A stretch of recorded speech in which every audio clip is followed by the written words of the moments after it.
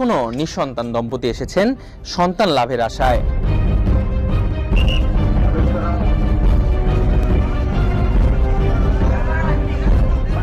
এখানে এসে বাচ্চা হয় না দেখে আমি আসছি।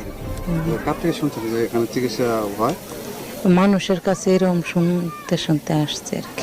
একজন আমার প্রতিবেশী আর কি অনেক অসুস্থ ছিল, বাচ্চা অনেক দীর্ঘদিন যাবৎ।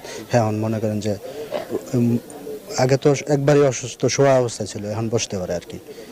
তো এই ধরনের আরো 2-3 জন আসছে আর কি, যার কারণে আমরা আসছি এখানে ওই সন্তানদের জন্যই যেন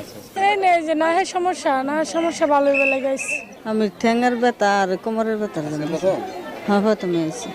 এখানে শুনছি সবাই আসলে নাকি যেটা এই অসুস্থতা থাকে এটা নাকি ভালো হয়ে আসে, এই জন্য রাত হলে ভূত দেখি।